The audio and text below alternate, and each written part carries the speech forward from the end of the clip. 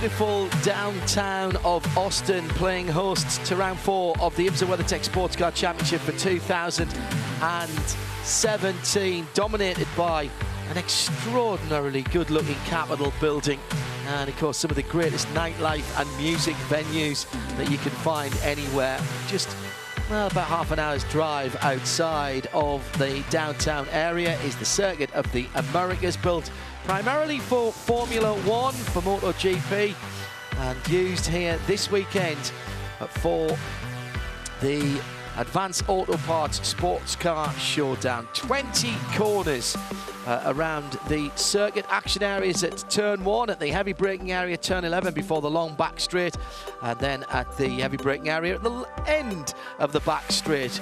3 very different parts to the track: fast, flowing and twisty first sector, fast and straight second sector, and then the third sector, very, very technical indeed. Hello everybody, I'm John Hindhaugh, and Jeremy Shaw is alongside me as we're getting ready for the qualifying session here for IMSA WeatherTech Sportscar Championship. Beautiful day. I'll get Jeremy's thoughts on what we're going to see in just a few moments time, but let's check in with one of our Continental Tire pit lane reporters, Shea Adam, who has a man with plenty of experience under his belt. Gunnar Jeanette is joining us in the pit lane. Birthday boy Gunnar Jeanette. Happy birthday from John and Jeremy up in the booth as well. It was a nice present last time out, getting that win, getting that monkey off your back, you and Cooper McNeil on the number 50. Now you're here at Circuit of the Americas, very different track to Long Beach. Do you feel like the Mercedes is going to be even stronger here than it was in California? Yeah, the car has definitely shown that it's strong in practice with our teammates and with their other cars.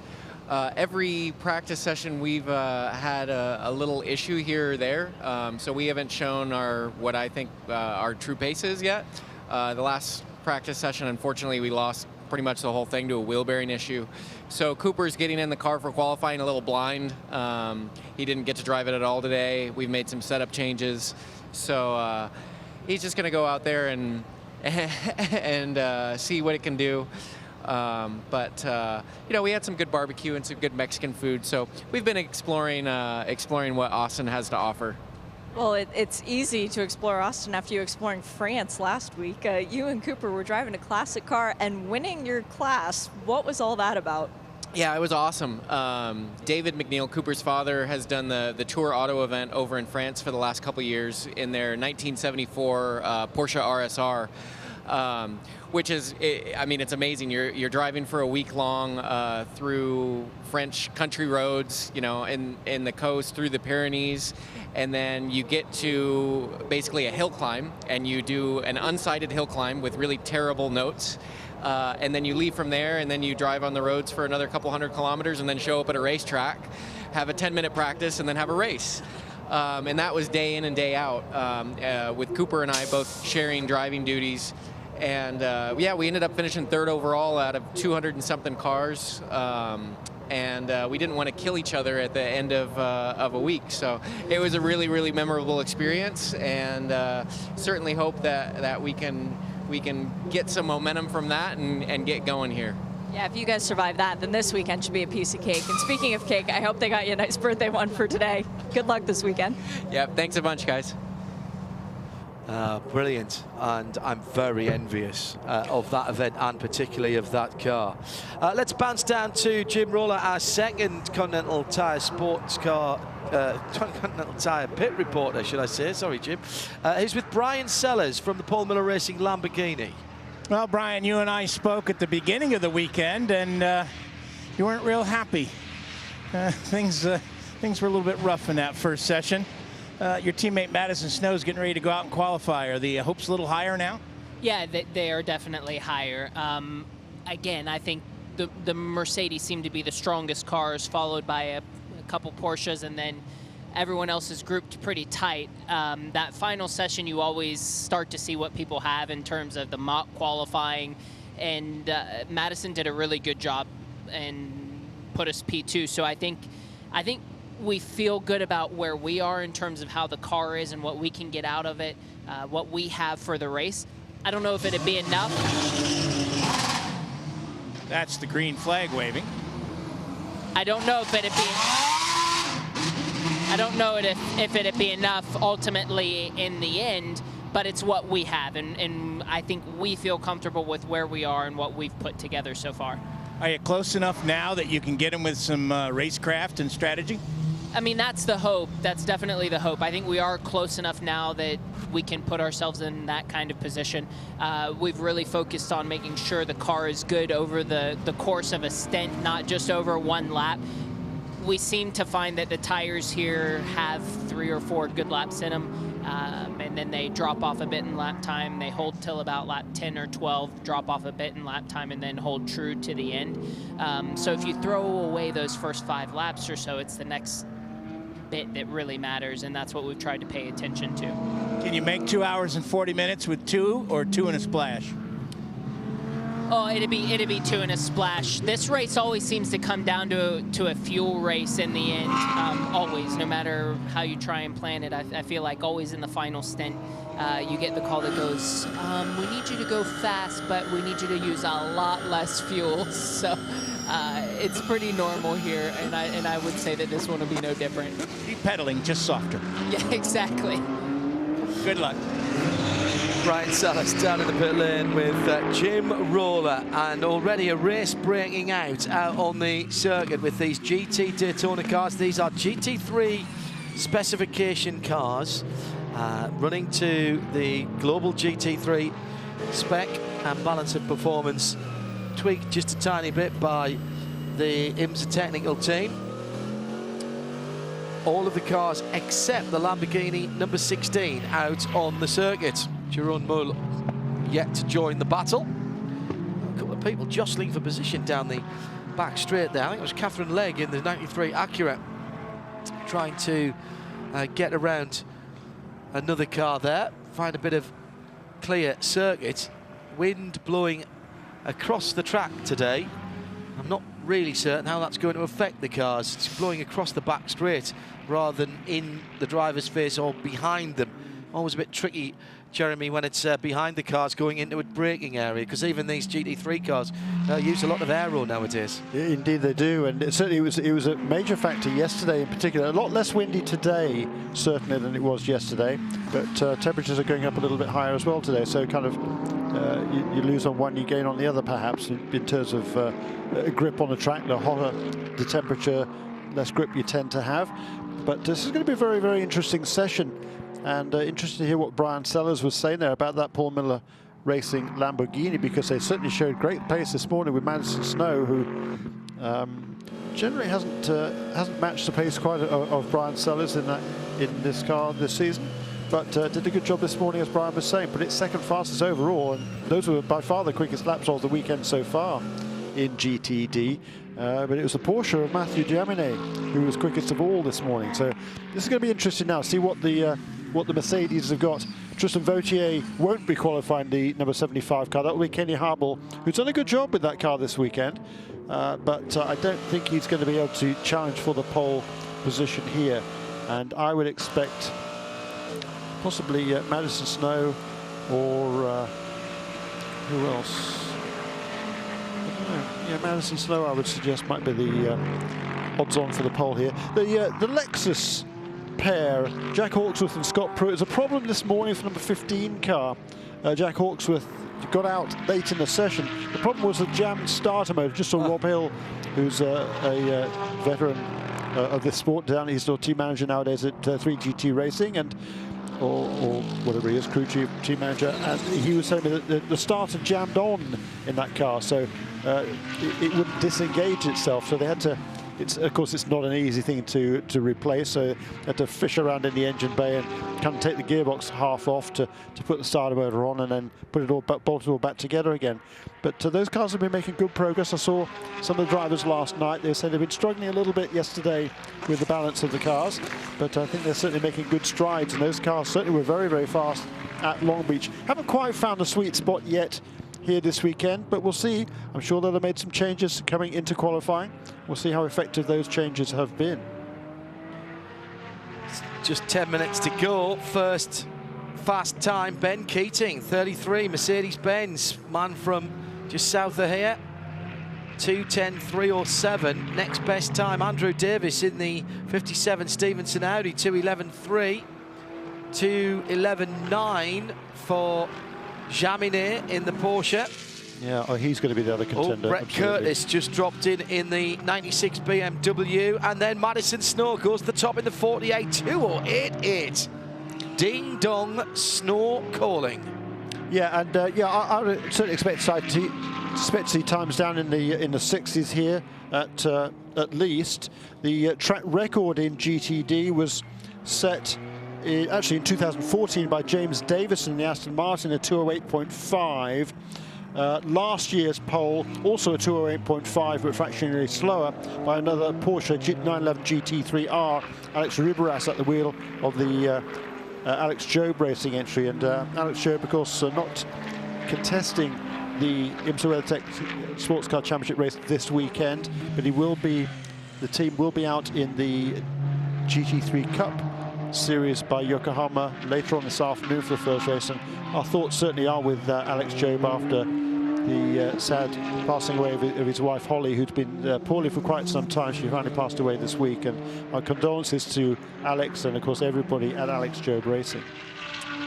Yeah, really big part of the American sports car family. Driving force for, what, a couple of decades now behind Alex and the team.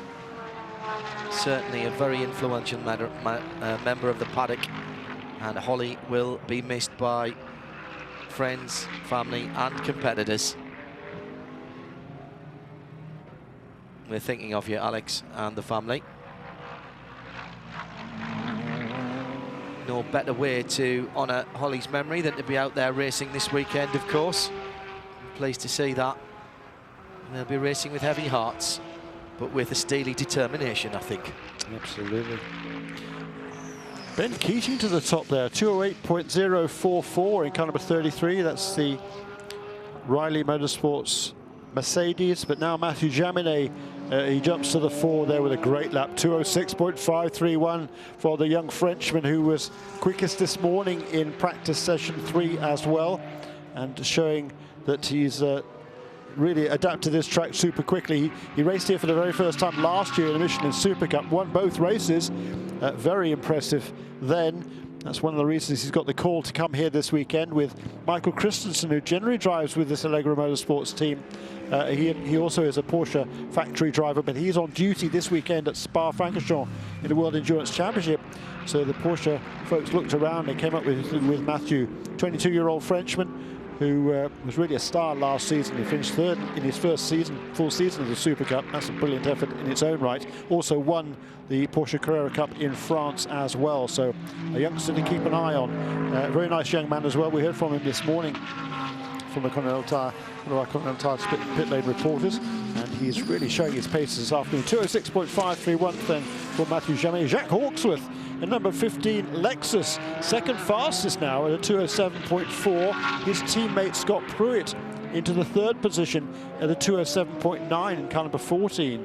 Ben Keating then, having set briefly moved up to the front of the pack, now down to fourth place in car number 33, ahead of Madison Snow in the Paul Miller Racing Lamborghini car number 48.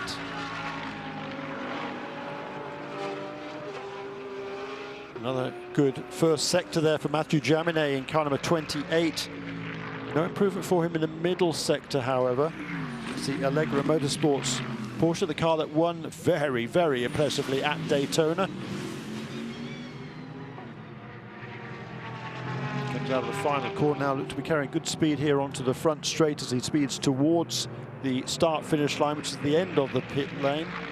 Across the line he goes, no improvement there, but only by fractions, a 2:06.576 that time around for Matthew Jaminet. 2:06.531, the fastest on his previous turn around this track. Improvements there for Jack Hawksworth, 2:07. Oh no, he's still on his next lap, but it is looking quite good for him. He's improved in his first two sectors. Madison Snow also jumps there up into the third position in car number 48. And Patrick Lindsay in the Park Place Motorsports Porsche car number 73 up into fourth. live in sound and vision. Last 5 minutes of GTD. 4 pole positions to set here. And Jaminet goes to the top by 0.0. Excuse me. He was there. Hawksworth's just dropped it in second. My apologies. Very, very close there. 0.092. Only the gap between the number 28 Porsche and the number 15 Lexus. Oh, that Lexus team, 3GT Racing, they're making big strides with that car. The cars were super fast at Long Beach. Didn't get to show it at the end of the race, unfortunately. But the cars were fast, and that's the important thing. And they've learned an awful lot this weekend. They struggled a little bit initially. And the plan was to come here and test after the Long Beach race. But because both cars sustained damage, they had to cancel that test. So this is their first time on the track here at Circuit of the Americas. So they made great improvements this weekend in those 2 Lexus RCFs. And now one of them in second place, that's Jack Hawksworth, just a tick of the watch behind Matthew Jaminet. And Scott Pruitt currently shown in 6th position in the sister car number 14. Great first sector there for Matthew Jaminet, 45.51. That's a second quicker than, well, half a second quicker than just about anybody else. Through the twisty section, through the S's. Clearly that car working very, very well. Jaminet now brings that car onto pit lane, despite the fact he was faster again in the first sector, didn't improve in the second, has now brought that car onto pit lane with just a little bit over 3 minutes remaining in this qualifying session. Yes, he's not exactly got a big gap, has he there, Jeremy? 0.092 of a second. And Jack Hawksworth staying out there in the Lexus. Madison Snow also on another one. Corey Lewis about to go through the middle section in the 16 Lamborghini. Porsche, Lexus, 2 Lambos. Porsche, Audi, Lexus, Merc. First Merc down in 8th position. Yeah, because and the main reason for that, though, John, is the fact that the very much the Pro-Am lineups in each of the Mercedes. So whereas Matthew Jaminet, he's classified as a he's not classified as a top pro, but he is a Porsche Works Junior team, and so he has a goodly amount of speed already, and he is showing that this during this qualifying session. Is he going to get his pole in his very first start? It's going to be close. Jack Hawksworth is still out there. I don't think he's going to improve on this. Well, he hasn't improved on this lap. Madison Snow, he clearly hasn't got the best out of that Lamborghini in this session. He did his best lap this morning was a very strong 207.0, and he's 3/4 of a second away from that in this qualifying session. Jaminet, by contrast, went a tenth or so quicker in this qualifying session than he did in the prior practice session. But Madison has lost quite a bit of time, relative at least to the Porsche. Yes. Improvement there also for Andrew Davis, up into 6th place for Stevenson Motorsports. That's the lone Audi R8 LMS in the field. Number 57 turning a 2:07.8. So the first 2 here absolutely tied together on times, with a long, long way ahead, a full second ahead of Madison Snow, 3rd place in car number 48.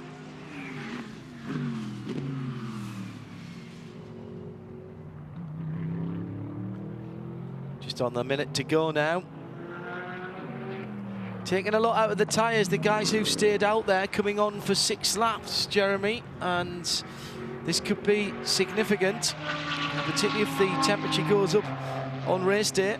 Indeed, and I think that's a smart move to bring the number 28 car. It set the fastest time, and he brought that car onto pit lane, completed just 4 laps before he made it for the pits. And we just saw a glance of Dan Knox in car number 80. That's the Lone Star Racing Mercedes, new to the series. We talked about him this morning, and the lap times that he was shown as producing yesterday. And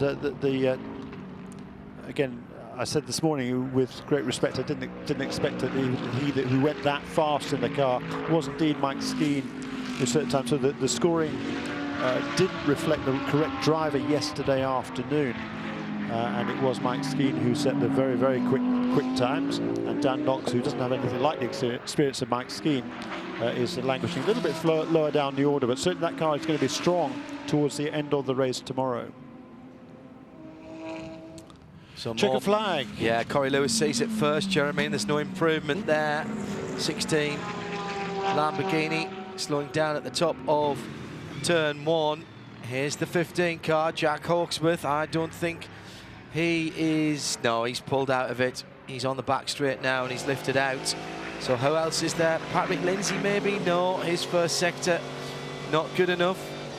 Christina Nielsen looks for another improvement in the Ferrari, sitting down in 10th position at the moment. Yeah, it's very, very close from Madison Snow down to Cooper McNeil. So from 3rd to 12th, that's 10 cars separated by almost exactly 1 second. So very, very tight from 3rd place on back. The first 2 are separated by just 0.092, but everybody else really, really close together. Christina is still out there. She improved in sector 1, didn't improve in sector 2, and she's brought the car onto pit lane. So no improvement there for Christina Nielsen. Kenny Harble did improve. The Australian in the number 75 Sun Energy 1 Mercedes. He's got that car up into the 11th position with a 208.5. Thanks, Jeremy. Let's head down to the young man who has planted it on pole position. Jaminet is just about to take his race helmet off and speak with our Continental Tire pit lane reporter, Shea Adam. He's had a couple of... did he say he'd been here with the Super Cup before? But that is very impressive indeed in a very pressurised environment. And we have our first of 4 pole position. Has been set for the Advanced Auto Parts Sports Car Showdown GTD. Here's Shea. It's officially his now, and Matthew Jaminet making your IMSA debut into this series. Not your first time at the track, though. Congratulations on a pole. How was that lap? Yeah, thank you very much first. Yeah, the lap was really good, as well as the cars. We improved a lot compared to the last free practice, and yeah, just an amazing job from the crew, and a very good lap for myself. So yeah, really happy for my debut to be on pole position here. Coming into this team, how has it been to adapt with a team that already knows how to win? Yeah, actually it was pretty easy because the team is really a family team. I feel directly like home here, so everyone is friendly. It's just perfect. The engineer is really good, so yeah, it was easy to come here, and that's it. Good luck in the race tomorrow. Thank you very much. Second place, Jack Hawksworth for Lexus. Jim Roller. Well, they were quiet throughout the weekend, but when it really counted, this team has stepped up. Jack's taking his helmet off while we wait for him. There he comes, with, talking to the crew guys. Jack, you said on the IMSA social media that you were hoping to lead this thing from the pole. You're almost there. You got the front row. Congratulations. Yeah, got that one wrong, did I? No, very happy with it, especially because yesterday we struggled a little bit, but the guys worked really hard last night, and we made the car a ton better overnight. Happy with the lap. I thought it was quite a nice lap I put together, and just really, proud of the guys. Really, they did a really good job. Not easy. We didn't test it. We'd not rolled off particularly fast as we had at the previous races, and we struggled a bit, but we made the car a lot better in the Lexus RCF. GT3 car was working nice then, so I'm looking forward to the race.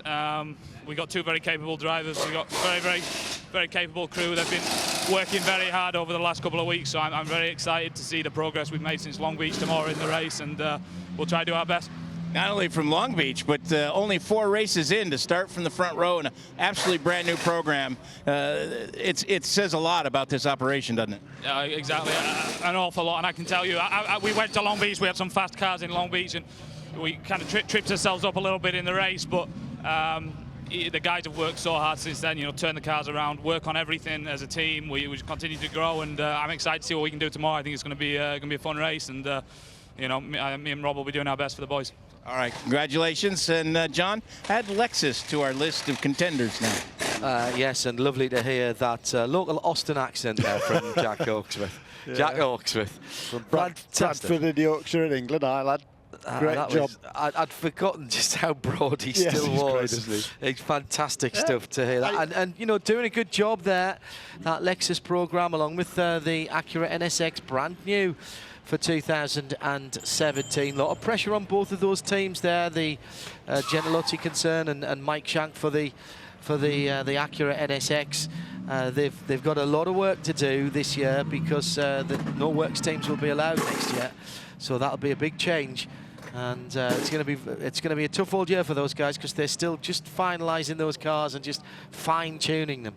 Yeah, great lap certainly there by Jack Hawksworth. He's been over here now for what, 4 or 5 years, I guess. He's came over here to race in the Pro Mazda Championship, part of the Mazda Road to Indy. Won that championship very impressively in 2012. Did some Indy Lights, won races there. Stepped up into the Indy cars and never really was with the right team at the right time. He drove, of course, for Supertex, AJ Foyt Racing last couple of seasons and showed the flashes of what he really can produce. But now he's got this opportunity in sports car racing. Absolutely loving it. Had a brief chat with him, and he's really taken to it well. He's moved. He's I think living up in Lansing, Michigan, where the team is based, and he's sharing a house there with Sage Karam, another youngster who's making his moves. So great to see 3GT Racing give some opportunities there to some very talented young drivers, as well as the veteran Scott Pruitt to lend his experience to that growing team.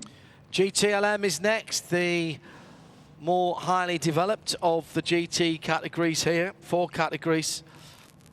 And these cars are built by the factories, run ostensibly by factory or factory-supported teams, whereas the GT Daytonas have made available to their GT3 cars and are built to customer racing specifications, trying not to get run over by the number 3 Chevy Corvette.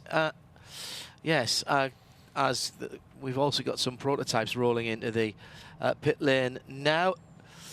Let's just quickly let you know that the Corvette is back in good shape after a little fire yesterday. Shea Adam is down in the pit lane. Jan Magnussen will be driving that car for the qualifying session. His teammate Tommy Milner behind the wheel of the number 4. It is Giancarlo Fisichella in the Risi Competizione 62 Ferrari. In the 911, Patrick Pilet, a guy who knows how to get pole around this track. He's gotten a few of them before. And in the 912, it's Wolf Hensler, so he's coming in for a one-off, and they're giving him qualifying duties. 67, we find Ryan Briscoe in that Ford GT. And in the number 66, Dirk Mueller behind the wheel of that one. And down at the BMWs, Alexander Sims, his first ever time to this track for a race weekend. He's done quite a bit of testing. He is in the 25, and in the 24, it is John Edwards. Now, Shea, the podium predictor is live this weekend. Too late now for anybody to get their picks in for this weekend, but there'll be a lot of people listening and watching who already have. Now, in GTD, you had 33, 50, 82 and the 33 for the fastest lap. Are you still quite happy with that? I am. I feel comfortable about that. It's sort of a fun and games thing. Johnny Knotts, the lead pit lane official, and I have always done our qualifying predictions before the session start. I picked the 28, and that obviously wound up pretty well, but Johnny decided not to try and go against me, so he matched all of my qualifying picks. But as far as GTLM goes for the race, I have the 911 winning, then the 25 coming second, and the Risi Competizione coming third in the number 62, with the 66 setting the fastest race lap. We'll see how that all shakes out in qualifying. Right, I see. Yes, I have got Justin's qualifying prediction or race predictions here. So Justin Bell, who's the professional pundit whose pick you have to beat this weekend, had 33, 50, 82 first, second, and third, and the 33 for the fastest lap. He's not looking too good at the moment. In GTLM, he's got the 4. Well, yeah, that's Jerome Bleckermolen. Yeah, he's always fast, isn't he? Yeah, absolutely. 66 Ford from the 3 Corvette, from the 67 Ford, and the 66 to win the fastest lap. And yeah, right. 48, 57, and 33 for Shea. 2, 10, 5, and 2 for the fastest lap. So this is interesting because in the prototypes, Justin's gone for the Nismo engined car. We'll have to wait 15 minutes for that or thereabouts. So the podium predictor, www.podiumpredictor.com, powered by the IHG Rewards Club. Your picks are now locked in if you've done them. No chance to make that second choice now. So you're going to have to live with this. We could be crowning a points millionaire this weekend with all 4 classes in play for this quarter round. The green flag is in the air. 15 minutes on the clock and no movement whatsoever at Corvette Racing. They are just biding their time. So, in fact, they've split their strategy there, Jeremy, because Jan Magnussen is the man who's quickest out. The 4 car showing no movement whatsoever, but Jan Magnussen out on a clean track. Yeah, and just the 2 cars, only 2 cars have gone out according to the scoring. Just Giancarlo Fisichella in the Ricci Competizione Ferrari. One of the Porsches just fired as well there. I heard that in the background. And it's Patrick Pilet who's we're got out. looking at. So, yeah, that's kind of interesting. Normally, I thought we'd expect more. Often we see the BMWs hanging back during this session. But often they don't come out until maybe 5 minutes or so into the session, allow everybody else to lay down some of their Michelin rubber on the track and then use that to their advantage later on in the session after perhaps some of the other teams have used up the best of their tyres. So strategy, it's always important in sports car racing, in endurance racing, and even in qualifying. 9-12 goes out. Wolf Hensler, the man drafted into that team. Evan Estre has been qualifying this afternoon at Spa. You can hear Johnny Palmer's call on that session. If you've managed to keep away from the results, it's on the archive right now. Johnny and Alex Campardia doing the race call tomorrow on a busy weekend for sports car racing across the world. IMSA WeatherTech Sports Car Championship, 13 minutes to go, and the heavy hitters rolling out. And in the case of the 4 car, rolling thunder for that Corvette. Such a great shot from the top of turn 1 there. I think it's Rooftop Ray who's up there. It is Ray Wenzel Jr. Yeah. Hello, Ray. Saw him yesterday. He was crushed that he couldn't get across to Indianapolis Motor Speedway for the Alonso test, for the private test there. He was actually en route here when that happened. Massive motorsport fan. And a minor celebrity in the in the TV world. Got a lot of very good camera people on this crew again this weekend. A lot of the old faces from the ALMS days. When I say old, I mean experienced. Yeah, exactly. Before Tess or anybody else comes and slaps me round the back of the head. Sorry about that. And I know that they'll be listening as well. Great thanks to our colleagues in NASCAR Productions, the TV truck, and everybody in the TV compound behind us and around the circuit. Without their input, we couldn't get to see the pictures and therefore cover all of the track the way we do, and we couldn't get you these fabulous pictures of the sunshine this afternoon at midday on IMSA.tv. Live and free around the world, no interruptions. GTD qualifying complete with the 28 Porsche on pole position. Yeah, it's going to be a tough ask. But this place always looks good. I mean, all the colour. There's lots of colour around the track, to the red, white, and blue, often around this racetrack, and particularly now with this bright blue sky, just fabulous pictures we are getting here from Circuit of the Americas. Most of the cars just not even a handful, just 3 of them have completed their kind of first warm-up lap, now on their first hot lap. Briscoe still hasn't, well, the 67 Ford still hasn't gone out. 66 is out in the hands of Dirk Müller, long-time BMW driver, of course. And is that the last of the Fords going out? Yes, it is. And that is Ryan Briscoe behind the wheel of that car, behind the Chevrolet Corvette. Being very tentative on the outlap. I've noticed everyone on the Michelin tyres, of course, here. It is not a spec tyre category, this. The only one of the 4 categories in this IMSA Championship that is an open tyre formula. It just so happens there's no one other than Michelin there for the moment. Right, the faster laps starting to come in, and immediately Giancarlo Fisichella for Risi Competizione, locally based team here in Texas. Giuseppe Risi being such a stalwart supporter of sports car racing here in the US and further afield. And the bright red 62 car on top of the pile, 205.1 against Jan Magnussen's opening gambit at 205.6. Yeah, a lot more to come from these cars. They're just getting up to speed now. I would expect third or fourth lap to be their quickest. The 205.1, as you say, for Fizzy. Fastest lap in the weekend of the week so far, set this in the most recent session by the same guy, Giancarlo Fisichella. That was a 202.9, but it was very, very close. He was narrowly ahead of Patrick Pilet in the number 911 Porsche. Alexander Sims in the BMW car number 25, also very, very close as well. So 3 different manufacturers pretty much tied together in terms of times in that final practice session. Yeah, Giuseppe Risi, of course, the only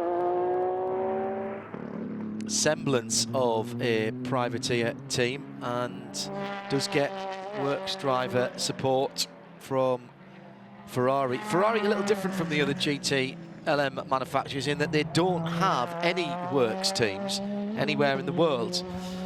If they did, AF Corsa and Risi would look very much like them. They are supported by Ferrari. Ferrari customer racing is very much differently set up from, say, the Corvette, Porsche, or certainly the Ford, once they're all run by individual teams as well. Slightly more input from the factories there. 203.0 there from Giancarlo Fisichella. Good for him. It's the first real flying lap time. Jan Magnussen 203.5 in number 3 Corvette. That's the best lap he turned this morning was a 203.8, so he's already found 0.3 of a second, has Jan Magnussen. Are we going to see the qualifying records all disappear this afternoon? Yes. GTD was a 206.5. Yeah, that was 2 seconds underneath the old record. Yeah. The record in GTLM was a 203.5 by Jonathan Bonrito. Last year's pole position was a 204.1. We're already beneath both of those marks with that 203.055 by Giancarlo Fisichella. Patrick Pilet in the 911, 203.6. So 203.0, 203.5, 203.6. Just on half a second then between the top 3 cars, which are the 62 Ferrari, the 3 Chevy Corvette, and the number 911 Porsche RSR. Giancarlo Fisichella sets the fastest first sector time on this next lap. Just loving the car. Looks so beautifully balanced as well. He's clearly pushing, but the car seems to be going, roughly speaking, where he wants to put it. And, you know, that is so much... It looks relatively effortless. He's not sliding around. He's not having to hustle and cajole the car towards the apex of the corners. And just ahead of him on the racetrack is Jan Magnussen, who virtually matched him in each of those first 2 sectors. Let's see what they can do in the final sector here. Bit of an issue a moment or two ago for the 66 Ford. Another car to really hammer the S's and the pyramids on the inside of the apex of the corners. 2 of them there. The left-hand side one, though, I mean, both wheels off the ground, and through has gone Magnussen. 203.030, and he's pole position provisionally, but only for a moment, as through goes Fisichella. 202.8, the first in the 202s. Magnificent stuff by these 2 experienced drivers, literally swapping left hooks. It's like a heavyweight battle here at the top of the GTLM timing screens. But watch out for John Edwards in car number 24. He's on a flyer too. He's got purple in sector 1, fastest of all. And Sims has just come up in the BMW. They're not out of it, Jeremy. into third position. No, it's now fourth because Edwards. his teammate has gone to the Edwards, look top. at that, 202.833 for John Edwards in car number 24 for BMW Team RLL. What a great effort by that team. They were nowhere the first couple of races of the season. They've got a couple of small breaks on the balance of performance and a much better showing at Long Beach, but this weekend they've been on the pace right from the beginning. That's a great lap by John Edwards, the fastest of the weekend so far at a 202.833 by the young American.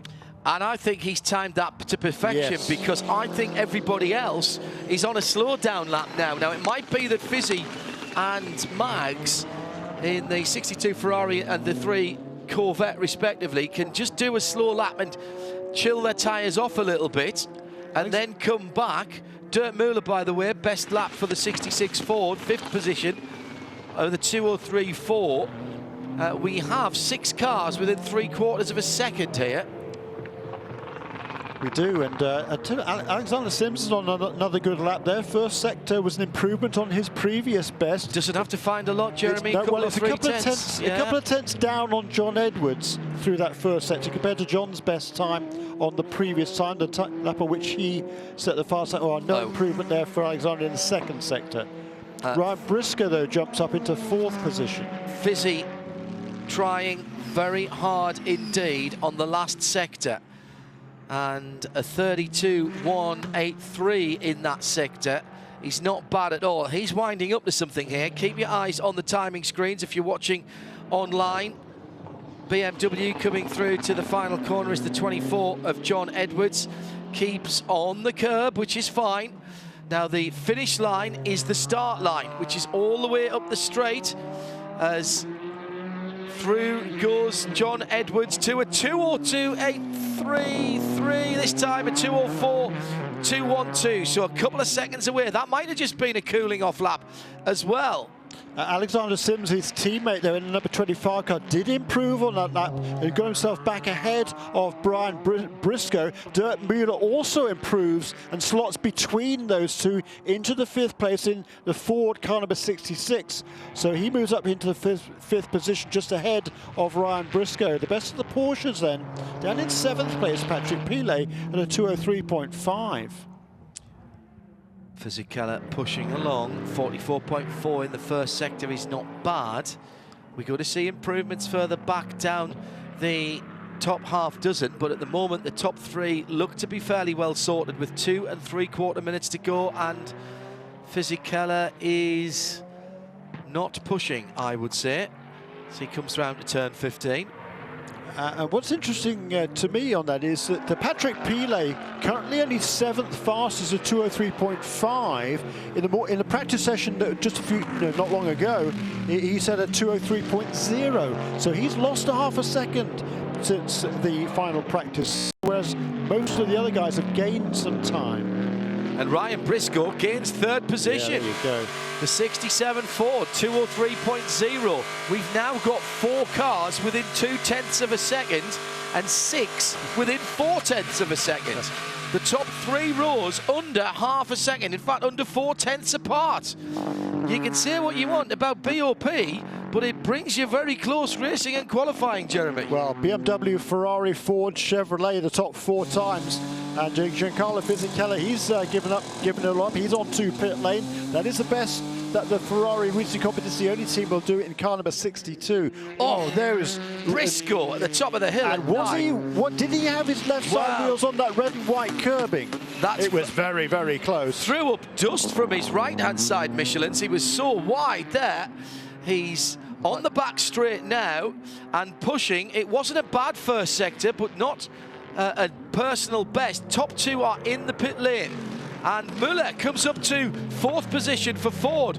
24, 62, 67 and 66. So now we have 5 cars within 0.2 of a second. And Jeremy Shaw smiles that evil little grin that he has when he knows we're going to have a really fabulous battle in GTLM. Yeah, Patrick Pilet does improve on that last lap, by the way. 2:03.3 on his 6th lap for the Frenchman in car number 911.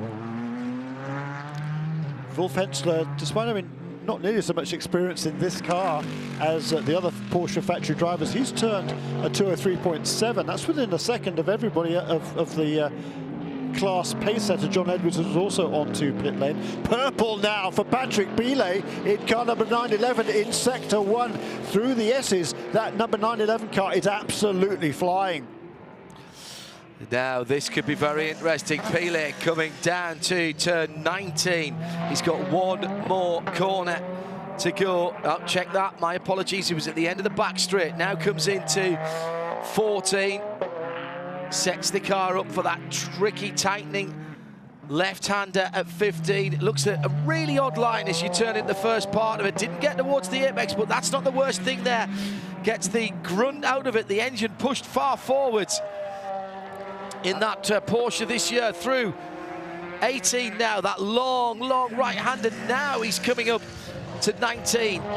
Stays on the track, does he? Oh, he's very close indeed to running off. Now to 20. Here he goes. He had a decent middle sector and just about stays on the red-white curbing with his left-hand Michelins. I don't think it's good enough. The checkered flag is out. This will be his last lap. He comes to the line now. Pelé, does he improve? He improves his time, but not his position. Lost it in the middle sector. But who did improve was Alexander Sims in car number 25 for BMW, up into third place. Purple in the middle sector for Alexander Sims. So it's now BMW, Ferrari, BMW, Ford, and then Jan Magnussen in a Chevrolet in 6th position. Oh, Briscoe was on a really quick lap and completely loses it under braking for turn 19, for turn 12, excuse me, at the end of the back straight, and that will really ruin his lap. He was on a good one there. Boy, maybe good enough. On the limit driving, huh? This is fabulous. ragged edge stuff, isn't it? Knife edge stuff. 6 cars within 0.2 of a second. Magnificent. And with due respect to any other series running GT, LM or GTE, this has got to be the best in the world at the moment.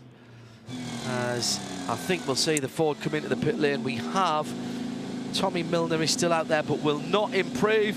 So Jim Roller is standing by, an expectant John Edwards down by the BMW. What a turnaround in fortune. BMW's first and third, and John Edwards is on pole position at the Circuit of the Americas. Holding up the #1 finger for the photographers. Congratulations. That was a pretty good lap, wasn't it? Yeah, I have to say it was a little bit of a surprise. I was actually struggling with the car balance this morning. You know, the BMWs have been a bit more competitive here at COTA than we've been earlier this year. And, you know, but I was a bit far off my teammate this morning, so I was unsure what to expect from qualifying, so I saw the time and I was pretty pleased. But, you know, I thought people would continue to get quicker, and I tried and had some mistakes, and nobody was going quicker. So there it was on lap 2. That was it. Now, tomorrow for the race, the top 6 cars are separated by like half a second. What's the strategy? I mean, is this just going to be a dogfight? Absolutely. I mean, I think actually I just looked at the top 7 was a quarter of a second, so it's starting to feel a little bit more like DTM here, and like the good old days of Gtlm as well. So yeah, I mean, it's going to be really tight. Obviously, we're in the right spot to start, but you know, even though the conditions are a bit cooler than we usually see it at COTA in September, I think degradation is going to be a big problem. So you know, the job's not done yet. We're first and third for the BMWs, but job's not done yet. We got to take care of the tires for sure. How do you do that? How do you take care of the tires when you've got, like you said, the top 6 cars all within, what, a quarter of a second? Well, I mean, that's the challenge, is because, you know, you're not just going to drive away from the field when the top 7 are that close. So, you know, as a driver, you try not to have any big slides. You know, in qualifying, I mean, I had a slide coming out of turn 15, you know, but in the race, maybe you run a higher TC number to take care of the rear tires. We'll do the debriefs and talk with the guys about, you know, what we changed on the car. How do we take care of the tires now that we're not going so aggressively after you know, after 1 lap. Thanks, man. Alex Sims with a congratulations. Congratulations to you, John Edwards, our pole sitter in GTLM. And John, the guys with the heavy feet are done. Now the guys with the computers and brains go to work. Isn't that the truth? Isn't that the truth? Jim Roller, pit reporter for that. Let's just run down that again. 6 cars within 0.2 of a second. Could Ryan Briscoe have done better coming down to the end of the back straight? Again, another backing in, just like we saw the motorcycles doing a couple of weeks ago. There's a nasty bump just on the braking area, which just pops the back wheels and gets them light enough to either lock under braking or on a downshift to just start to over-rotate the cars. It was very obvious on the bikes that it was getting bounced up off the ground. It's just this settling of the track that continues here at the Circuit of the Americas. So John Edwards for BMW, for RLL BMW, the 24 car by 0.032 of a second over Giancarlo Fisichella for Risi Competizione, the 62 Ferrari. 202.833 against an 865. 202.990 Alexander Sims in the second of the BMWs, the number 25. And the top two rows made up by Ryan Briscoe in the first of the Fords, 203.014. Giancarlo Fisichella, so close here, 0.032 of a second. Does it still feel good to get the front row start? I know you were pushing for pole. Yeah, I mean, it's good. It's good qualifying session. P2 just less than 300 slower than the pole position. It's quite impressive, but obviously was better to be on pole, even because it's our home race, and it was this good deserved for the team, for the crew, for Giuseppe Risi. But you know, the most important thing is tomorrow the race. So I think we got a good pace, good car, and good balance. I'm looking forward for it. Last year we were leading the race until half an hour to go, and then we had an issue. So I think it's a good circuit fit for our car. Yeah. And for qualifying, you didn't take everything out of the tires. You didn't do so many laps as the competition. So will that maybe play into your favor tomorrow? Yeah, I prefer to save the tires for the race tomorrow. You know, a stint of 30 laps is quite a lot. The circuit is quite hard on the tires and on the wear. So let's see tomorrow what happens. But it's a good qualifying session. Yeah. Good luck tomorrow. Thank you. A lot of fans here cheering for Risi Competizione, John. Well, as you'd expect, they are a local team, and I know they're bringing out some of their Ferrari of Houston clients and partners. Just a couple of 3 hours drive away. Nice cross-country drive, actually. If you stay off the big roads, it's a lovely drive up from Houston. Prototype challenge. Only 3 cars in this, and picking the podium. 38 will be on top, I reckon. They'd be by far the quickest. Yeah, by 3 seconds. This is the end of an extraordinary run for the prototype challenge cars, these Oreca 09s. Been around for quite some time, drafted in along with GTC, effectively Porsche Cup cars, into the old LMS, of course, to help with falling grids. Seen as a stopgap, and have become so much more than that. A great breeding ground for teams, sponsors, engineers and drivers. And in terms of qualifying, when we've had a decent number of them, have provided some of the best qualifying we've ever seen.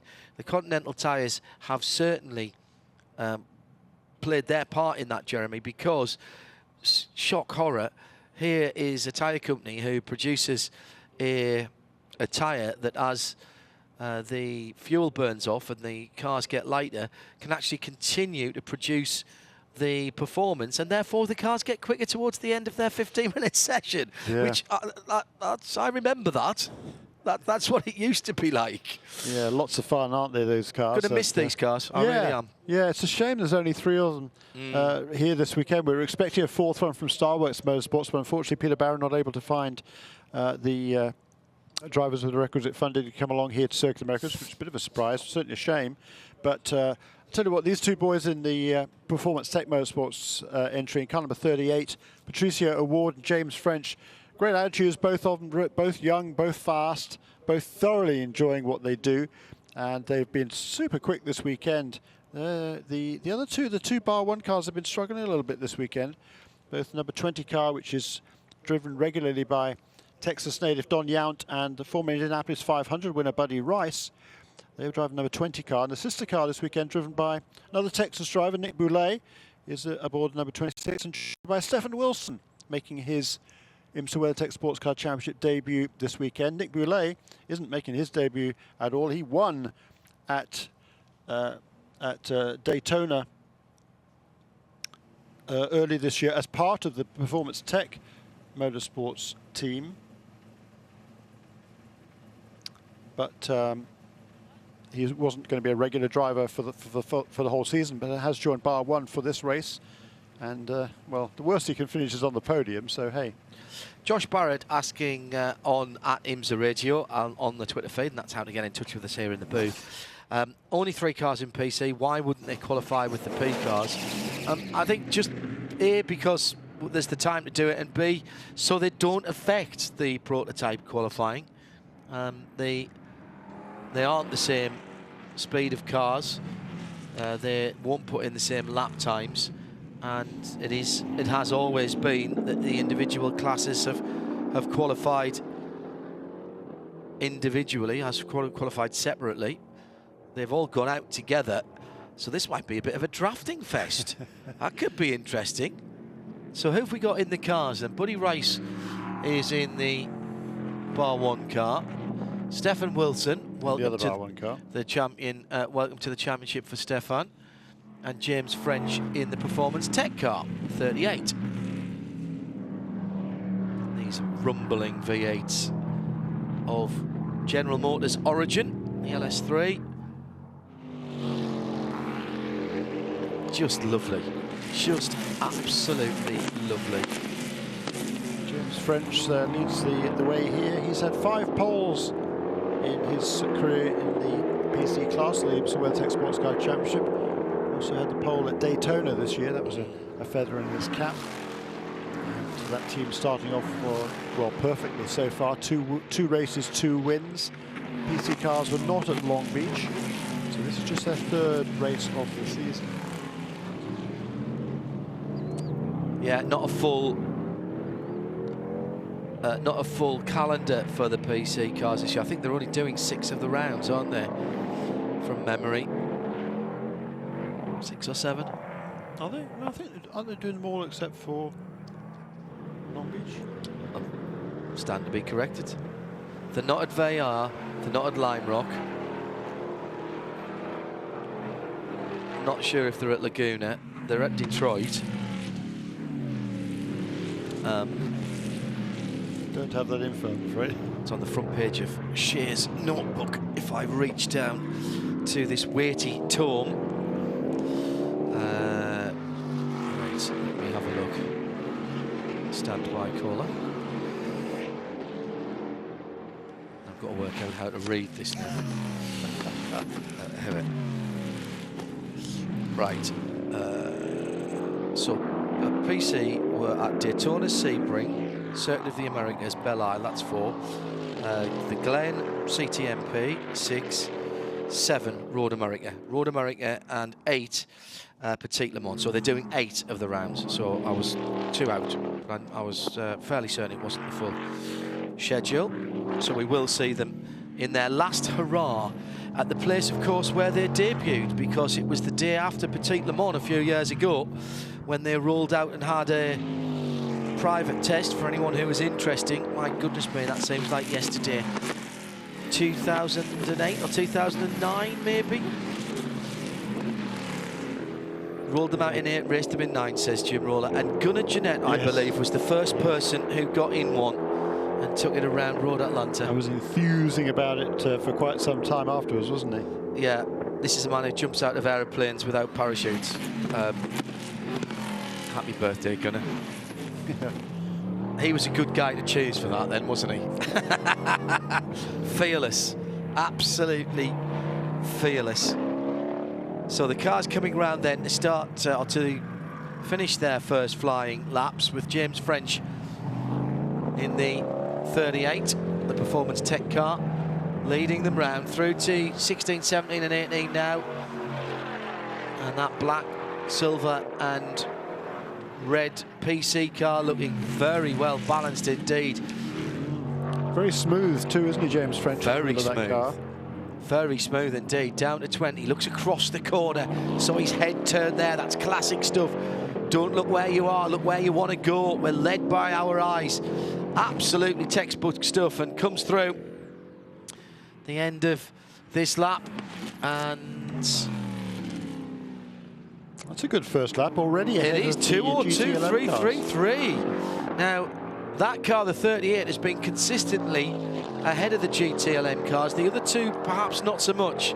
Stefan Wilson in the 26, 2:04.7, and 2:05.7 for Don Yount in the 20 car. So the 2-bar-1 cars with a bit to do, but what a great lap by James French. He really has got this 38 car dialed in, as have the Performance Tech team, and fair play.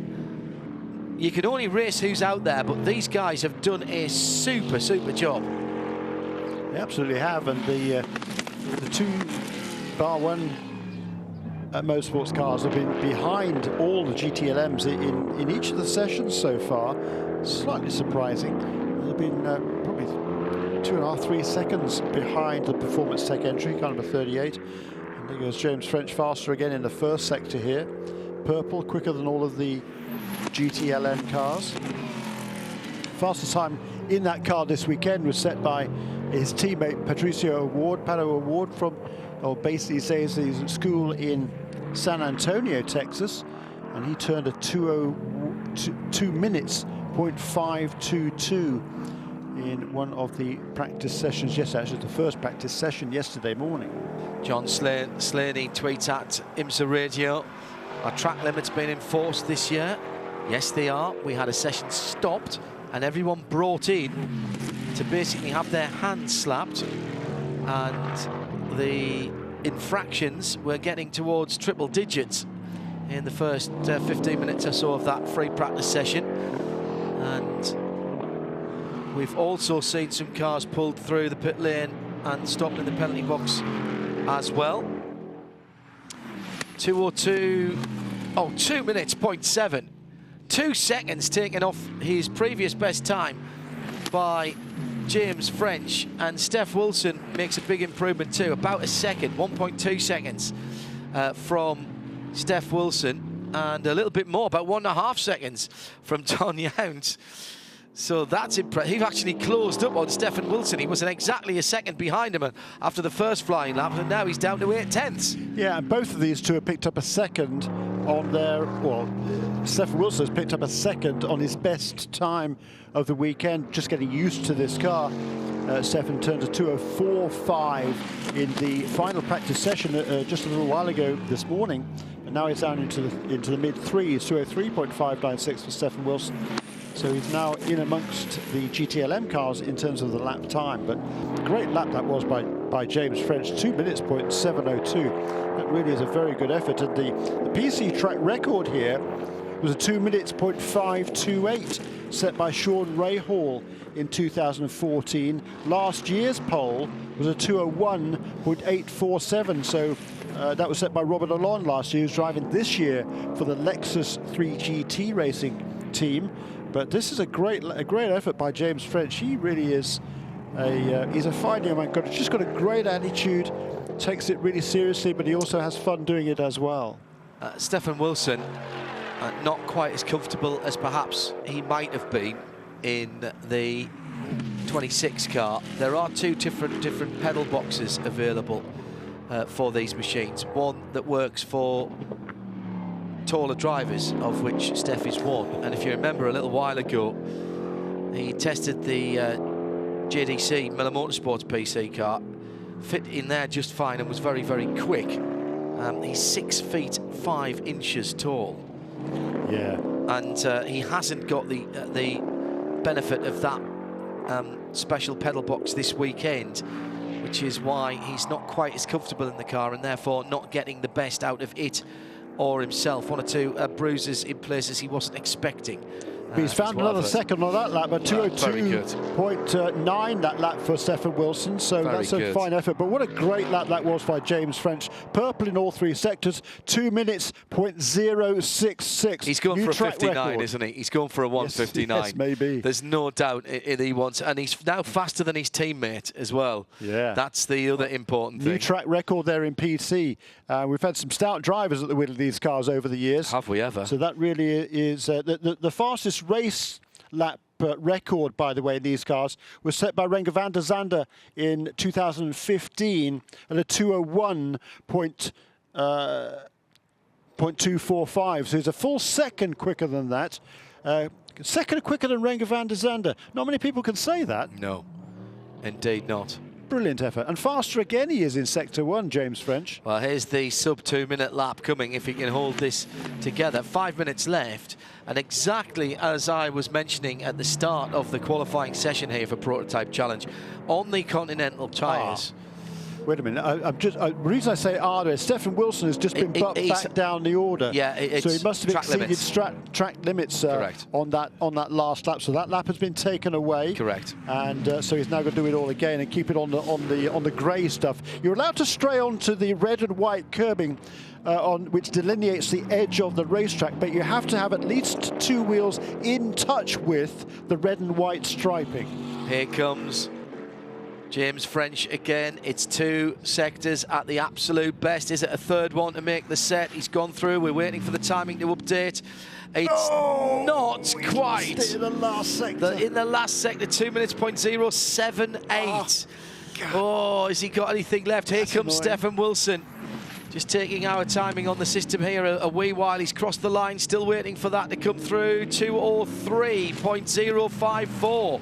So that's better. Moves him up into the middle of the GT Le Mans cars. Yeah, and they are, as we said, so closely matched. There's 5 cars now have set a time of 2 minutes 03.0 something. 5 cars within the same couple of thousandths of a second. It's remarkable. Yeah. It's remarkable, you're right. 3 minutes 42 to go. French brakes and turns left onto the back straight. He's lifted off, hasn't he? Has he? So, yeah, he's lifted off, I think. But is he going to try and cool it off and then go for one more lap? He's certainly got time for at least one lap to do, probably 2 actually.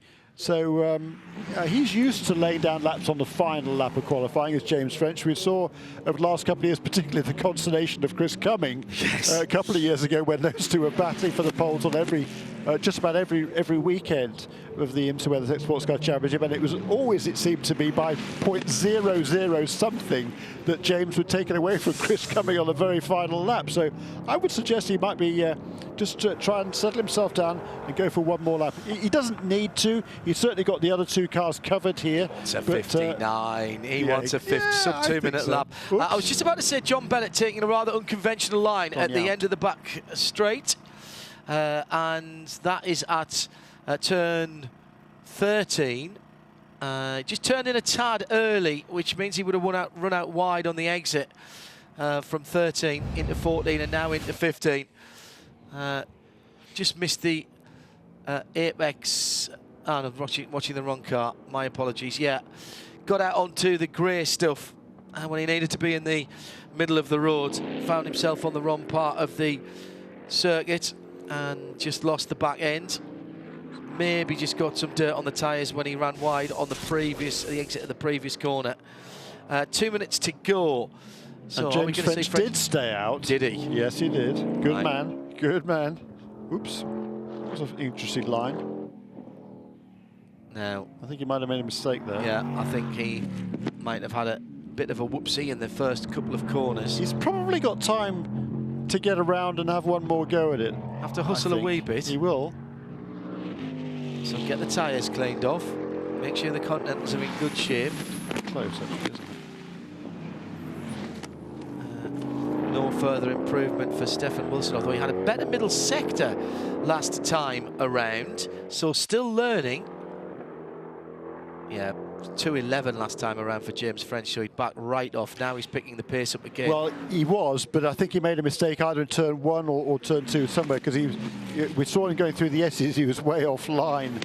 So he's aborted this lap as well. Question now is, does he have time to get around and have one more attempt at getting that first sub 2-minute lap for a PC car? Probably not, is the answer to that question. It's close. Yeah. See when he goes through and trips the last sector. He needs to do should be coming through into the last sector now.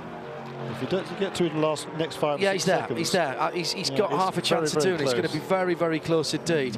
Unfortunately, our timing screens are taking 2 or 3 seconds at least to update when the guys go by the timing line, so it's rather more difficult to judge. He stayed out. Good man. He has stayed out. Love he comes it. through the final corner. Is James French. Oh yeah, absolutely. And Stefan Wilson's got something to aim at here as well, because because of that little drop, the little whoopsie, he's got through. There's going to be about 10 to 12 seconds between them as they, well, not even that, as they go across the line. They both got across the line, so they will get one more lap. So James French now down through turn 2. Big bump in the road there as well when you turn in. My goodness, this circuit has changed markedly, hasn't it, in less than a year? Yeah, I agree with you, and I think that's where James was thrown offline on the last lap. I'd agree with that, He looks Jeremy. perfect this time around, John. Yeah, it looks like he's learned something. He was just pushing too hard. He's just getting, you know, he's absolutely on the limit. Is James on the previous lap? He wants that 2-minute lap. He really does, sub 2-minute lap. Can he do it? Stefan Wilson feathering the throttle through 6 and 7 main time. So he goes over the top of the hill at 9 and down to 10. Already James French turns in to the back straight. He's not using all of the road. French is off the throttle. Still a brilliant effort by James. It really was. A new track record and in PC. Takes it away from Sean Rahal. And we know how good Sean Rahal is. And I consider also a full second quicker than the race lap record set by Renger van der Zande. Really, really excellent job. The fastest lap in last year's race, by the way, was Tom Kimber-Smith, the 2:02.1. 1.9 seconds, the margin between first and second. We are not used to seeing that in any class, and particularly not in the prototype challenge, Jeremy. 2.9 seconds. 2.9 seconds, excuse me. But he did improve last time, didn't he, Stefan Wilson? Yes, Good he job. did. 2:03.026, which is actually a little bit quicker than he did on the lap that was taken away from him. No, he did an 0.2. He did an 0.29. Oh, did he? Yeah. Yeah, he did an 0.29. Yeah, okay, brilliant. He's going to be a bit annoyed about that. Yes, that was all in the middle sector where he made that up as well, Steph Wilson. So Stefan then will pull into the pit lane behind the 38. Don Yount saw the checkered flag last time around, so he will finish with a 2:04.2. James French then rumbles underneath us and towards our Continental Tire pit lane reporting team. Shea Adam is waiting for our pole sitter in prototype challenge. The last time, we'll say that here at the Circuit of the Americas. So we've now had 3 poles set for the Advanced Auto Parts Sports Car Showdown. How is your IHG Rewards Club podium predictor pick looking? That's very interesting. We've had 2 of the 3 of the categories in that. So only the prototypes still to go, and they come out next. PC's not in the IHG Rewards Club podium predictor. But did you get the 24 BMW and the 28 Porsche? If you did, you could be in good shape for the race. I'll have been impressed if you did. Yeah, particularly if you made your pick before the weekend. Well, exactly. Shea Adam is with our 3rd pole sitter of the afternoon, James French. James, we like it when you get pole. It's fairly consistent. You didn't have too much competition out there, but everybody was still right on your tail. How hard did you have to push for that really quick lap, though? Yeah, I mean, to be honest, I tried 100%, as I always would in qualifying. It's definitely the best quality track time we get throughout the weekend. It's just this time 3 cars, and it's yeah, definitely a time to go show what we have for pace, and it was pretty good. The car was handling really, really well, tons of grip. So yeah, it was a blast. You got about 45 minutes tomorrow of minimum drive time in the race. You going to stay in a little bit longer or give Pato a bit of a birthday present and let him drive long? We'll see. I mean, luckily, with both of us being sobers, we kind of have an open book with strategy. We can do whatever we want. But yeah, we'll see. We'll see what happens tomorrow. 2 for 2 on the year. Good luck making it 3. Thank you so much. Yeah, just a tiny fraction of a second, 0.066 away from breaking the 2-minute barrier, but a pole position. I just noticed a tweet from Mike Headland, who's driven these cars a lot. And yeah, thanks very much, Mike. He points out that the LMPC cars are a little bit quicker now than they were in 2014. Plus, they have a slightly different tyre for this year as well. Fair point, yes. They had an upgrade on the electronics, good point, there, Mike. But as Mike says, but James is fast, no doubt. And that was a great effort, certainly, by James.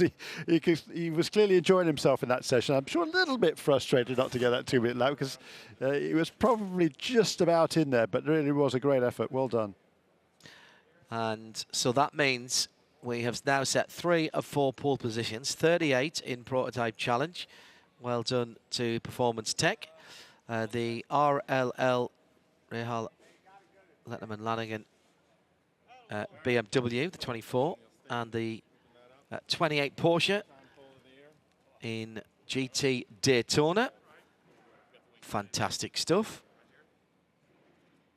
Very impressed with everyone who have scrambled their way to pole position. I want to get down to our Continental Tire pit lane reporters, because last we heard one of the undoubted favourites for pole position, that being the number 10, the Konica Minolta Cadillac share, was looking rather like an Airfix kit rather than a racing car. How does it look at the moment?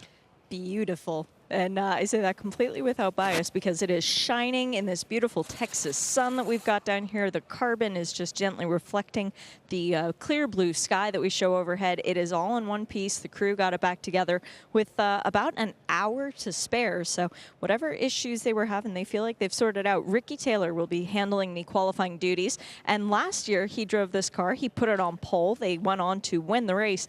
But it was so hot that during the pole sitting interview, Ricky actually got to sit down and relax for a little bit. So not going to have that to worry about for today's conditions, but the car is all in one piece, and they're going to see if they can't make it 4 for 4 and wins tomorrow. But first, going to try and go out and get another pole. Switched fairly early on in the season, Jeremy, from a flat black colour scheme to a shiny black colour scheme. And I didn't dislike it in the flat black, and I know that's very popular nowadays, but for me, that very, very deep, shiny black colour absolutely transforms the lines of that car. It wasn't a bad-looking car to start with. It looks brilliant now. Yeah, it does, and I think that came from the marketing people. They preferred it in gloss rather than the matte colour, and it does. It really does strike out at you now. It's a great-looking car, whatever colour it is, but I agree with you. I like this gloss colour scheme, and I would have thought it looks more slippery too than a matte, matte colour. I was talking to somebody about the relative performance of wraps and paint and gloss and matte not so very long ago, and there are gains to be made, and there are 1 or 2 people who will tell you that that paint finishes are still better than wraps, although you've got aero guys now who've got sort of the hybrid in between, haven't you? It's a very, very thin paint that is applied like a wrap but has the properties of a paint. The problem is, if you've got paint, of course, if you have to fix it, you've got to take it back and then put it back on again, because what you don't want to be doing is putting layer upon layer upon layer of paint on it. Although, having said that, I'm not sure what racer tape does to it. And we've seen quite a lot of that used over the years. If you're just joining us, it's the Thoroughbreds that are out next. We're going to set the 4th and final pole for the Advanced Autoport Sportscar Showdown, which is our feature race on Saturday here at the Circuit of the Americas. Hello there. This is IMSA Radio and IMSA TV together in sound and vision, perfectly synchronized on a, well, picture perfect Texas day. Temperature just in the mid to late 20 degrees Celsius, so up around 27, 28 degrees Celsius. Perfect, little bit of a breeze, and it is a great day to go motor racing. We have racing to come this afternoon with the Continental Tire Sportscar Challenge and a couple of our support races as well. But for the moment, our focus is on the contenders for what we expect to be pole position, unless something very odd happens in the next qualifying session. It should be a P car, prototype car, either one of the DPIs like the number 5 Mustang sampling team car, the white, mostly white and a bit of yellow and black on it. That's a Cadillac. These cars, all of the cars use the same centre section, the same chassis, if you will. That based on one of 4 manufacturers, Dallara, Ligier, Oreca and Riley Multimatic. The DPI cars are styled after manufacturers, hence Cadillac and the other makes, whereas the global cars just have their chassis manufacturers as their constructor because they all run a Gibson engine. Let's go down to Ryan DL, who's been very quick in the sessions so far. Are we seeing the number 2 and 22, the ESM cars, Jim Roller, starting to find their pace in 2017? Well, we're going to find out right now because Scott Sharp's about to take that number 2 car out. Ryan, do you guys have anything for those Cadillacs this afternoon? No, I don't think so. We kind of knew we were going to struggle a little bit here compared to Long Beach. Missing a little bit of downforce, which I think in the cooler conditions we seem okay on new tires. We're maybe 8, 9 tenths off of them, but I think you'll probably see a pretty big gap here when it's warm. So we're doing our best. I mean, the car feels pretty good. It's just IMSA know and we know that we had to wait till we got to a permanent road course to see probably what everybody had, but I wouldn't say expect the same speed from us here, but we'll do our best. It's Cinco de Mayo, so we'll try to get a little extra Patron inspiration. Are you close enough that you can use racecraft on them in the race? I think our biggest issue is going to be tire wear. We're limited on the rear aero, which limits us on the front aero to balance it, so we're doing the best of what we got. I think early on in strategy, we'll see if we can do something great like we did in Long Beach, but hard to tell. It's we were hoping to be a little better. We might have something for them, and hopefully they all crash into each other and we win. You fueling it with silver or XO for Cinco de Mayo? No, we only fuel with platinum. There you go. Andy Blatt, brilliant stuff. Second floor of the main building, Ryan, if you want to come and say hello. But for goodness sake, don't come empty-handed. Andy Blackmore has 13 liveries in the field at this weekend in the various championships, and just listening to us talking about the gloss paint. Gloss does have a slight advantage in aero, he says, in aerodynamic effect, and paint has a slight advantage over wraps. Now, aero sort of sits in between. It is paint, so it's lighter than a wrap, but it's applied like a wrap. Painted cars almost always have smaller or, if lacquered, no steps between the colours. Now, why is that important? Anywhere where you've got long straights, it's less to break up the air running over the car and disrupt the aerodynamic effect. But Andy says weight is an important consideration as much as anything else, though. So making cars look good, one thing, but it is about the performance as well, as we were saying. Very much so. I can remember back, quite a while ago now, I suppose 20 years or so ago. I mean, you used to just apply stickers onto the cars to have the desired effect, to carry the message of your sponsors or the names or whatever it might be, and then they began applying a thin film of clear paint over the stickers to ensure a cleaner airflow or an absolutely perfect airflow with no separation whatsoever caused by the stickers. And nowadays with these very, very clever wraps and the aero paint applications, the technology has come a long way in recent years. So here are your drivers in the prototype qualifying. Scott Sharp in the number 2 Ligier Nissan. Christian Fittipaldi in the Cadillac Dallara number 5. Ricky Taylor in the number 10 car, the gloss black car. Johannes van Overbeek in the 22 Nissan Ligier. Eric Curran in the 31, that's the red Cadillac. Jose Gutierrez in the 52 Ligier. It's the car that looks like the 919 hybrid. The Jonathan Bomarito in the dark red Mazda on the Multimatic Riley chassis, and Tom Long is in the grey version of that car, the 70. The 85 bright yellow Oreca.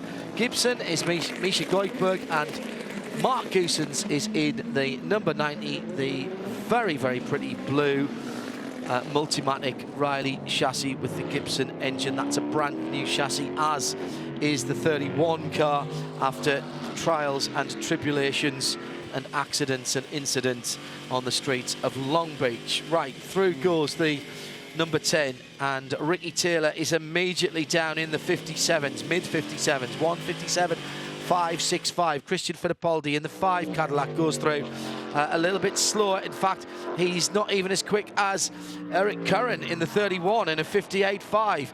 So a big gap from Ricky Taylor to everyone else, almost a full second, but we're still just getting up to speed. What will be interesting for me, Jeremy, is to see how many laps they put on these Continental tyres. But Ricky Taylor is pushing. The body language of that black number 10 car says to me he's leaning on it. Isn't he just? 56.117, the fastest time of the weekend, set this morning by Dane Cameron in car number 31. But if you put together the best of the sector times through the 2 days of practice, we should be down, not indeed just in the 55s, potentially even the 54s. All right, fine. 41.391 first sector for Ricky Taylor. That is by far the quickest lap. Half a second. Well, it's 2.5 tenths quicker than Dane Cameron's best set this morning. And keeps the car on the track coming out of 15, setting up for the very important parts of the circuit towards the end of the lap. Now coming into 15, and that car looks pretty loose actually. That Konica Minolta Cadillac racing machine. He'll be on the limit with this car. There's another great sector, 44.368. And the 22 Ligier Nissan to second. Also his quickest of the week. 158.3 for Johannes van Overbeek. Here comes Taylor. Oh, got a bit too much curb on the inside of the final corner. Just had to modify his line, but keeps the car on the track. May have cost him a tick of the clock or two. Crossed the line, waiting for the time, 29.8, 155.6. And now the gap is 2.6 seconds, but only for a moment as Christian Fittipaldi finds some time. And the 5 car goes through with a 156.2, but it's still a second. Curran now in third, 157.334. 58.335 for the 22. Misha Goldberg next up in the 85 in 6th, and then the 2 Mazdas. Well, this is just another masterclass by Ricky Taylor. Has that gloss black, huge V8 engined monster heads to the end of the back straight. Everybody having trouble getting slowed down and turned in for the left-hander at the end of the back straight. Ricky Taylor, another fastest first sector, 41 flat. That's a second quicker than anyone else is going in the first sector alone. That's where he's making up the time. He's got a second on the field, and he was a second quicker than Fittipaldi's best. Eric Curran actually next best. Check that. Jose Gutierrez has just gone through in a 41.5, so he's the next best in the first sector. Yeah, but that's a full half a second. I know. Wow. This is extraordinary. Not sure what Konica Minolta team have found in the setup of these Cadillacs, but they've consistently been able to find something that the other runners just have not been able to get to. 44.2 in the second sector. That's another overall quickest sector of the lap, as Gutierrez finds that his number 52 Ligier doesn't really want to go where he's pointing it. Big slide coming out of turn 13. Well, this is going to be a 54. This is, oh, not quite, 55.2. Again, his final sector was actually slower than the previous lap. But it was still an improvement. 155.293 for Ricky Taylor. Still another great lap. Curran to second in the 31. 56.4. Wow, that's a good effort. 56.4 for Eric Curran, but still over a second in arrears of the number 10 car. Good job. Best non-Cadillacs, by the way, are the two Ligier Nissans. 22, Van Overbeek and Sharp, who's just been deposed. Jose Gutierrez might have a say in this. Pushing hard in that number 52 Ligier. He is the young Mexican, driving very, very nicely for PR1 Matheson Motorsports. That's a really good lap by Jose. Quicker again for Ricky Taylor in Sector 1, only by a smidgen this time around, but still he does another really, really good run. If you can nail that final sector, Ricky, maybe he can get down into the 54s. That first sector, though, he's owning that. Nobody within half a second in that first sector, and that's extraordinary to me. Yeah, and that's through he's got an advantage one, everywhere, but he's the most of his advantage is in that first sector. Yeah, and just carrying tremendous speed there through each of the S's. Van Overbeek to second, 56.4. My goodness, take the 10 car out of it, and it's so tight. Couple of tenths of a second between the next 3 or 4 cars. Here's Taylor then, coming round to the last portion of the lap. 44, turns into the final corner. 44 flat in the middle sector. That's sliding the car, flat sliding the car, four-wheel drifting it. Maybe just taking a little bit too much curb on the inside of the final corner. 29.8, and there it is, a 54.8, and the gap's back up to 1.6 seconds. Extraordinary. Extraordinary. What do I know? Taking too much curb on the inside doesn't seem to matter. Well, no, and it was purple in this segment. It's actually fractionally quicker, actually, than Joao Barbosa managed yesterday in that third sector. But, yeah, great effort there by Ricky Taylor. Really, really fine lap. Purple in all 3 sectors. 154.809. The track record here was a 157.809, funnily enough. So exactly 3 seconds faster than Alex Brundle's pole from 2014. Pole last year by Ricky Taylor at 58.7. So very different basically cars. 4 seconds quicker than last year. Yeah, very, very different cars from them. Oh, yeah. These are all brand new chassis for 2017, whether they are the manufacturer-supported cars like the Cadillac and the Mazda. There's a couple of inspired laps there, certainly from Ricky. Really fine effort. Inspired, otherworldly, I'd say, Jeremy. Yeah, well, good point. Just, you know, credit the team as well, Jeremy. The driver can't do this without the car underneath him. Oh, yeah. But by the same token, the car can't be set up to do this without the driver feedback. I mean, it is totally a team effort. And they have just been consistently doing the best job with the equipment. And particularly having missed the majority of the last practice session this morning as well. Good point. 85 car coming around to finish its next lap. Misha Goikberg. Do love the look of that very plain yellow livery, but it seems to work. What can Eric Curran do here? Johannes van Overbeek has brought number 22 Nissan onto the pit lane.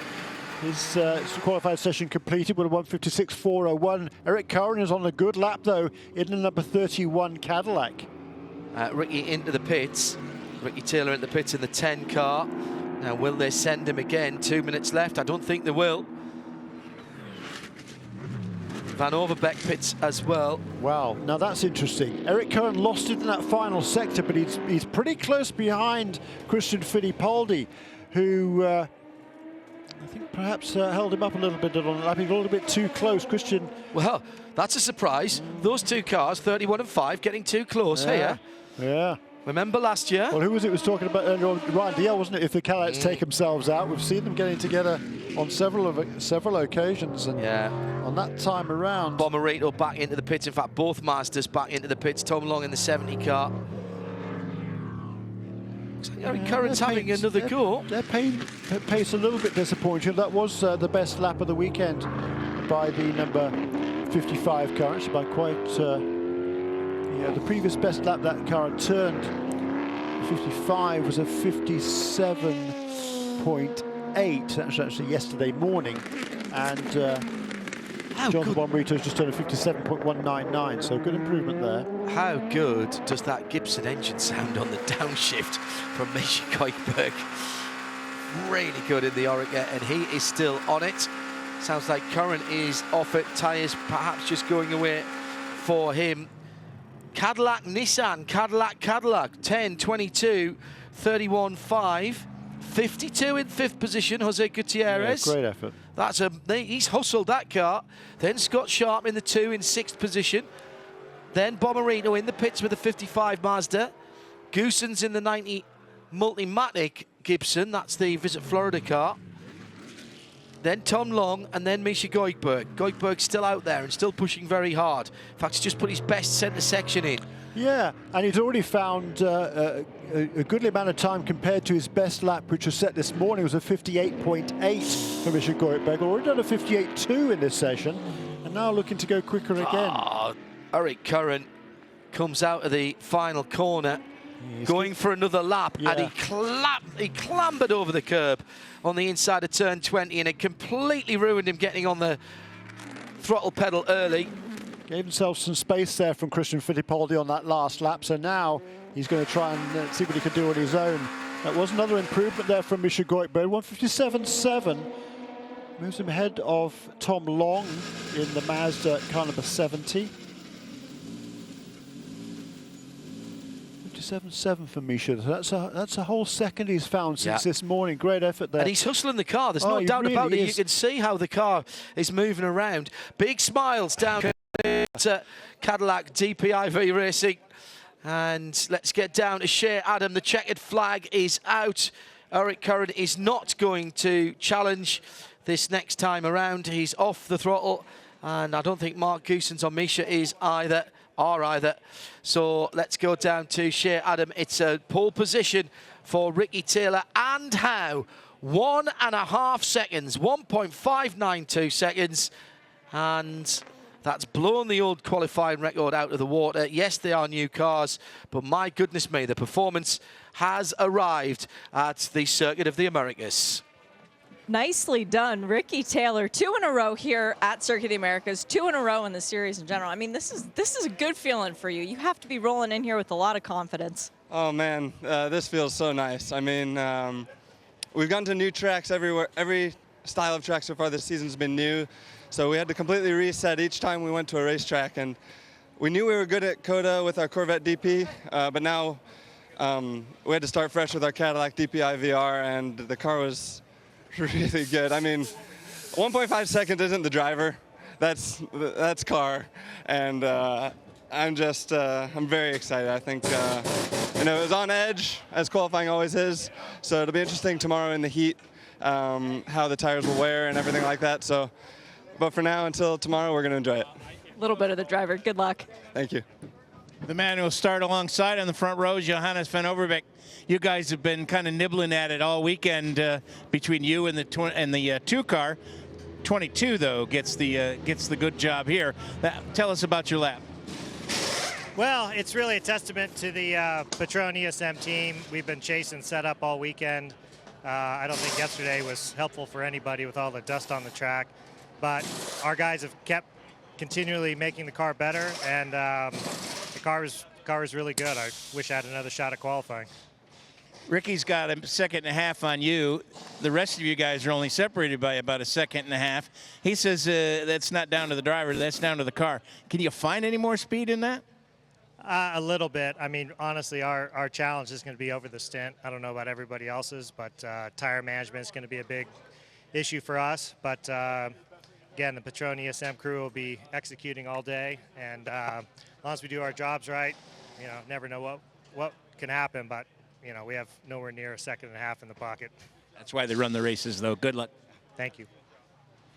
The statistic is extraordinary. If you take out Ricky Taylor's time, the whole of the rest of the prototype field is separated by less than the gap that he's got over Johannes van Overbeek, Jeremy. That is as dominating a performance in qualifying as we've seen under these new regulations. And a pretty dominating one that we've pretty much as dominating one as we've ever seen in the prototype category. Yeah, seriously impressive there, Ricky Taylor. You can see how much he enjoyed it. We could hear the joy in his voice speaking to Shea Adam, and really, really excellent job. He is just driving absolutely brilliantly at the moment. He's relishing the opportunity of driving this new Cadillac. It's got more horsepower, it's got better aero, it's got better tyres for the season as well, and he is absolutely making the most of it. Had that IndyCar test as well a little while ago. That was a feather in his cap, and just milking every moment for it is Ricky Taylor. He and his brother, they just get along so well. They're just magnificent teammates. Yes, they're brothers, so the chemistry is there already, but it's great chemistry. I mean, they're not out there to try and outdo each other. They're just working together as a team. Dad Wayne runs that ship from the overall ranks. It's just a great effort.